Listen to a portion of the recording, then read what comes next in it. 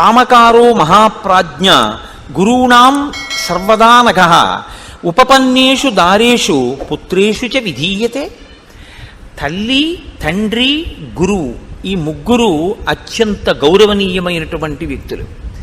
వీళ్ళు వాళ్ళ బిడ్డల విషయంలో భృత్యులుగా, కింకరులుగా భావన చేసి వారి అభ్యున్నత కొరకు వారిని ఎక్కడ ఉంచాలని వాళ్ళు అనుకుంటారో అక్కడ ఉంచేటటువంటి అధికారం వాళ్ళకుంది.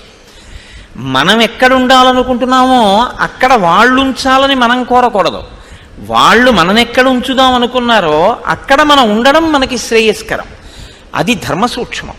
వాళ్ళు చెప్పినది మనం వినాలి. కాబట్టి ఇప్పుడు మీ తల్లి కైకమ్మకి కానీ, నా తండ్రి దశరథ మహారాజు గారికి కానీ స్వతహాగా ఒక అధికారం ఉంది.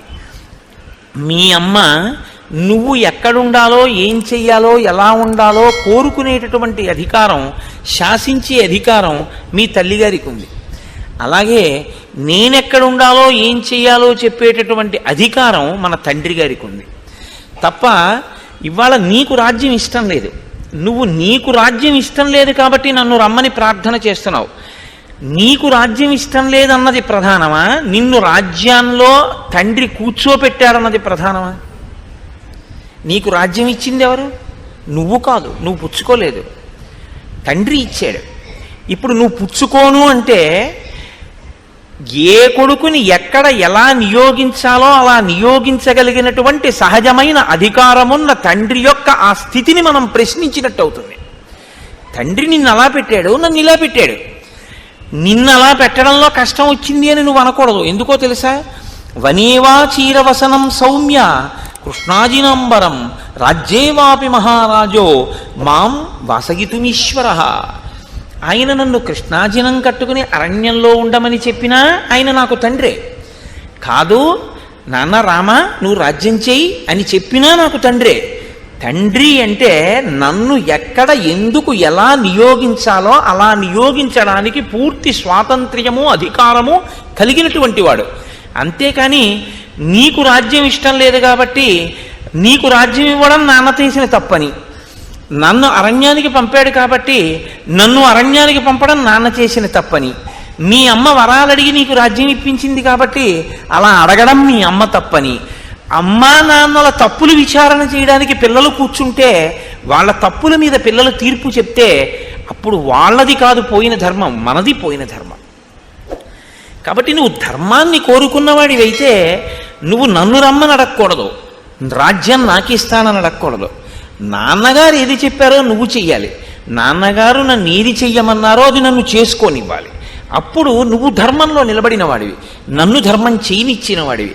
అలా నన్ను నా ధర్మంలో నిలబెట్టి నీ ధర్మంలో నువ్వు నిలబెట్టిన నాడు నువ్వు సుపుత్రుడవు, నేను సుపుత్రుణ్ణి. నన్ను అలా మర్యాదగా బతకనిచ్చి పుత్రధర్మాన్ని నిలబెట్టుకోనిచ్చావు కాబట్టి నాకు నిజమైన తమ్ముడవు, నాకు శిష్యుడవు. తప్ప కేవలం ప్రేమ చేత నేను మీ శిష్యుణ్ణి, నేను మీ తమ్ముణ్ణి, మీరు రాజ్యానికి వచ్చేయండి అంటే నీకు సంతోషంగా ఉంటుందేమో, కానీ అది ధర్మమా?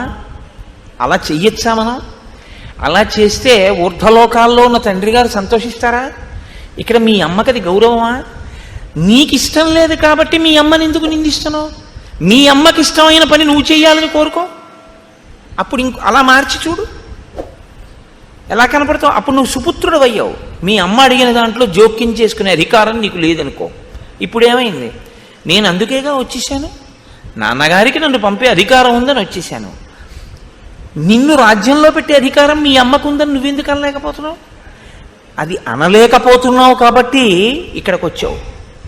ఇక్కడికి ఒక్కడివే రాకుండా ఇంతమంది ఇలా చెప్తే నేను వస్తాననుకుని వచ్చావు.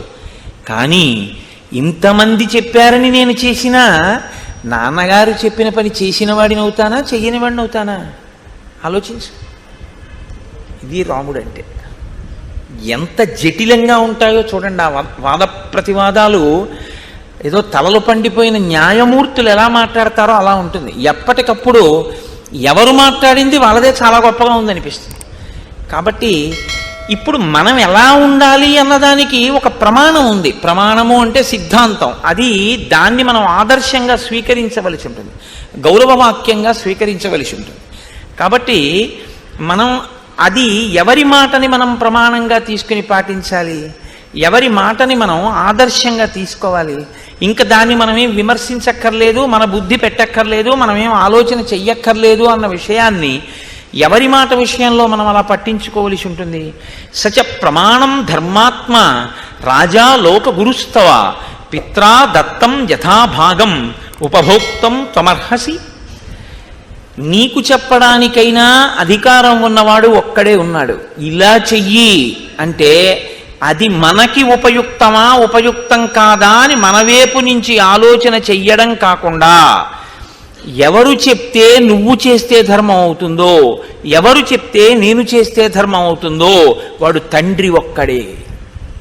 తండ్రి చెప్పినదే ధర్మం. తండ్రి గారు ఏం చెయ్యమంటే అది చెయ్యడమే పుత్రుడి ధర్మం. తండ్రి గారు చెప్పింది నాకు ఇందుకు పనికిరాదండి అని చెప్పడం పుత్రధర్మం కాదు, తండ్రికి తెలుసని భావించడం పుత్రధర్మం. కాబట్టి ఇప్పుడు తండ్రి ఏం చేశాడు? నిన్ను రాజ్యమునందు నియుక్తుణ్ణి చేశాడు, నన్ను 14 సంవత్సరములు అరణ్యవాసం చెయ్యవలసిందని ఆదేశించాడు. ఇప్పుడు ధర్మం అన్న మాటకు అర్థం ఏమిటి? నేను అరణ్యవాసం చెయ్యడం, నువ్వు రాజ్యాన్ని పాలించడం. ఇప్పుడు మన ఇద్దరికీ ప్రమాణం ఏమిటి? మీరు ఎలా చేశారు అని ఎవరైనా అడిగితే మనం ఏం చెప్పాలి? మా తండ్రి గారు చెప్పారు, మేము చేశామని చెప్పాలి తప్ప, ఇంతకు ముందు ఎప్పుడో ఏదో జరిగింది, దాన్ని మా నాన్నగారు చేయలేదు, అందుకని మా నాన్నగారి తప్పు, అందుకని మేము ఇలా మార్చేసుకుంటున్నామని మనం అనొచ్చా? అప్పుడు మంది తప్పు, నాన్నగారిది కాదు. అంటే మనకి పనికొచ్చేటట్టుగా మనకి ఏవి ఇష్టమో అవి ఆయన నోటి వెంట వస్తే ఆయన ధర్మాత్ముడు. మనకిష్టం లేకపోయినా ఇది పిల్లలు చేస్తే మంచిది అనుకుని తండ్రి చెప్పినాడు ఆయన ధర్మాత్ముడు. అప్పుడు ఆయన చేసిన పని మీద నువ్వు తీర్పు చెప్పావా? ఆయన చెప్పిన పని నువ్వు చేశావా? ఏమి మాట్లాడుతున్నావు నువ్వు?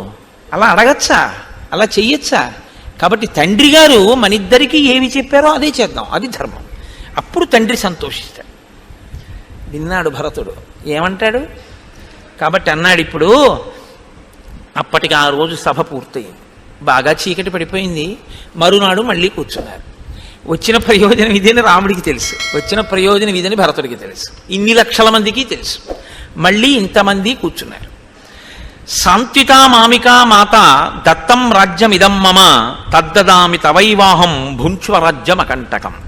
మళ్ళీ మొదలుపెట్టాడు భరతుడు, నువ్వు మా తల్లిగారిని తృప్తిపరచడం కోసమని మా తండ్రి గారు లేదా మన తండ్రి గారు రాజ్యాన్ని కైకమ్మ ద్వారా నాకు సంక్రమింపచేశారు. ఇప్పుడు నాన్నగారు చెప్పింది నువ్వు చెయ్యాలని కదా నువ్వు అన్నావు. కాబట్టి నాన్నగారు చెప్పిన ప్రకారం రాజ్యం అమ్మ వలన నాకు వచ్చింది, నేను అడగలేదన్నయ్య. ఆ మాట మీరు పట్టుకోవాలి, ఎంత చెప్పినా అది వదలడు భరతుడు. సాంత్విత మామికా మాత దత్తం రాజ్యం ఇదం మమ. కాబట్టి ఇప్పుడు రాజ్యం నాదే, నాకు వచ్చింది. నేనేం చేస్తున్నానో తెలుసా? నీకు ఇచ్చిన రాజ్యం నువ్వు తీసుకోని కదా నువ్వు అన్నావు. నాన్నగారి మాట గౌరవించాను, నేను తీసుకున్నాను అన్నయ్య, నాదే రాజ్యం. తద్దదామి తవైవాహం, నీకు ఇచ్చేస్తున్నాను. భుంక్ష్వరాజ్యం అకంటకం, ఇప్పుడు అకంటకంగా ఇప్పుడేమిటి నీకు బాధ? ఇప్పుడు తీసుకో. నాన్నగారి మాట నేనేం కాదనలేదే, నా మాట నువ్వు కాదనకూడదుగా. తమ్ముణ్ణి శిష్యుణ్ణి ప్రార్థిస్తున్నానుగా, ఇంతమంది ప్రార్థిస్తున్నారుగా, మరి ఇంతమంది ప్రార్థన అంగీకరించడం నీకు ధర్మమేగా. నేను అంగీకరించానుగా నువ్వు చెప్పిన మాట. నాన్నగారు ఇచ్చారు, తీసుకున్నాను, నీకు ఇచ్చేస్తున్నాను. ఇప్పుడు భుంక్ష్వరాజ్యం అకంటకం,